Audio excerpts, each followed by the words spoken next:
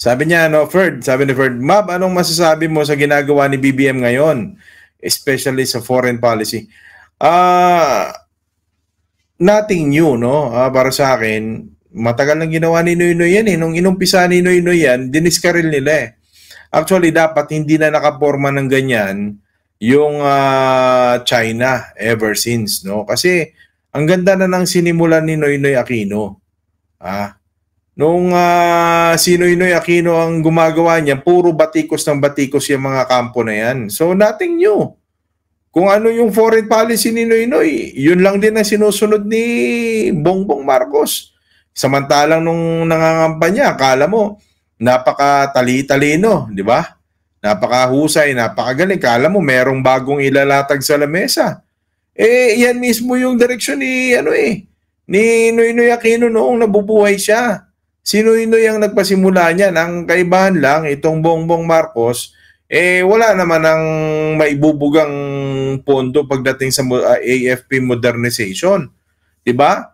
Kumopya lang siya at hindi pa ganap yung yung kanyang latag dito sa atin. Kasi number one, sinusundan niya lang yung pattern nung pakikipag-alyansa kasi wala naman talaga tayo. Naalala ko, kung hindi ako nagkakamali, there are certain point in time na sinabi ni Bongbong Marcos, bakit daw tayo nagtsatsaga sa mga second hand, yung mga dinodonate sa atin ng ibang bansa, bakit daw tayo, para daw tayong namamalimos, di ba?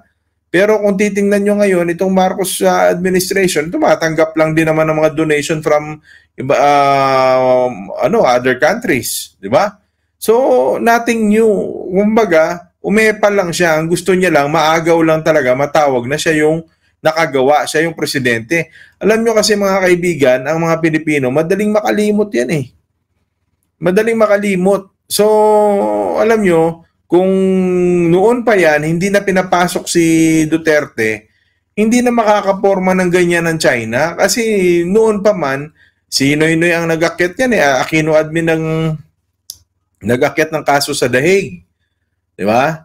So, nung inakyat niya yung kaso sa The Hague, maraming mga umiepal-epal noon. Tapos yung mga balitang kesyo daw nag-back channel si Trillanes, binenta daw sa China. Kalukuhan eh, di ba? Ngayon, yung mga tao na naniwala, na nag-promote, na nagsabi na binenta ni Trillanes, ang Aquino, binenta sa China, unasan sila ngayon? Nagkakamot lang sila sa ulo. Ang isip nila, si Aquino ang masama. Pero ang totoo, mga kaibigan, yung administrasyon pa rin ni Aquino ang nagpanalo ng ating kaso laban sa China. At yung ginagamit ni Bongbong Marcos ngayon na plataforma, yan mismo ang ginawa ni Aquino. Lumapit siya sa ASEAN, lumapit siya sa international community, kaya nga tayo nagdahig eh. Di ba? Kaya nga tayo, nung panahon ni Aquino, marami na kaagad nag-invest, nagbigay sa atin kaagad ng mga donations sa barko. Marami na. Di ba? At ang narinig ba ng Aquino admin, ang napala niya, yun, pambabatikos niyang kampo ng Marcos. So, doon naman sa tanong mo na pangalawa, sabi mo, pero between Duterte and BBM foreign policy, alam po ninyo, hindi ko naman pwedeng purihin si Marcos against Duterte kasi bulok rin naman eh. Kumbaga, para sa akin, masasabi kong tama lang yung direksyon ni Marcos ngayon na sundan niya si Aquino kasi wala namang foreign policy si Marcos Jr. na sarili niyang gawa eh. Wala naman siyang sarili niyang arkitekto eh. Wala siyang inarkitekto ng kanya. Sumusunod lang siya sa kung ano yung dalawa lang kasi ang pwede niya pagpili ang landas, yung policy ni Duterte na mag-China o yung policy ni Aquino na mag-multilateral. So, asan ang bago dun? Actually, noong panahon na tumatakbo si Bongbong Marcos sa kampanya, ang pakana ng kanyang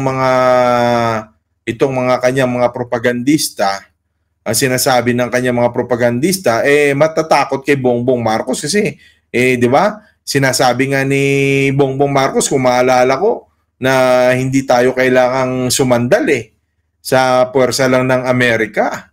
Diba? Pero ngayon, kung titingnan nyo, ang ginagawa niya, Kung hindi ako nagkakamali, yun ang mismong ano niya, sinasabi niya nung siya pa lang ay kandidato. Di ba? Nung siya pa lang ay kritiko ng Aquino, bakit daw tayo sumasandal masyado sa Amerika? Di ba? Kung makikita nyo ngayon, asong-aso siya ng kano. Which is okay naman sa akin yun kasi pro-America naman ng most of the Filipinos. Well, nothing new, wala between them si Marcos Jr. walang sariling foreign policy. Wala siya. Mahilig lang siya mangopya. Yun ang meron. So kung sasabihin na mamili ako between them, siguro matter of decision, talagang kailangan gawin ni Bongbong Marcos yan dahil kung hindi, malalaglag din siya sa mga Pilipino. Magagalit ang Pilipino So, alam niya na baka malaglag siya kasi baka tablahin siya ng mga Duterte, kakabig siya dito sa ganitong elemento, sa proseso, para yung mga Pilipino, masabi ng Pilipino na mas okay pa rin itong si, pangalan nito, mas okay na lang din itong si Marcos Jr., which is not the case at all. Hindi okay mga kaibigan kasi wala namang bago at saka higit sa lahat mga kaibigan, wala naman siyang depensang ginagawa para sa mga Pilipino talaga. Can you just imagine, yung sinasabi ko last night, sinasabi ko na sa inyo, what if mag-explode yung war na yan? Hindi naman natin gusto. Pero kung tumama yan mga kaibigan, saan magtatago yung mga anak at apo nyo? Yung mga nanay, yung mga lolo, lola, ang ospital natin, yung evacuation center natin, saan magsisipagtago yan? Meron ba tayong mga bamba, no? Bamba tawag nito, yung taguan, di ba? Yung bomb shelter, wala tayong ganun. Wala tayong food supply. Not enough nga yung ating bigas, not enough yung ating mga food products. Chaos ito mga kaibigan. Chaos ito.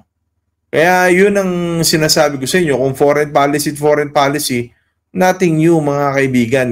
Namili lang siya ng landas. Kanino siya susunod? Kay Duterte o kay Aquino? Pinili niya yung landas ni Aquino. Kaya naman walang bago kasi hindi naman siyang arkitekto. Kaya naman wala siyang bagong ma-incorporate kasi sinusundan niya lang yung kung ano yung lohika nung nakaraang administrasyon. Yun lang yun Kaya kung may utak yung taong titingin, hindi sasabihin na mabuti na lang si Bongbong Marcos.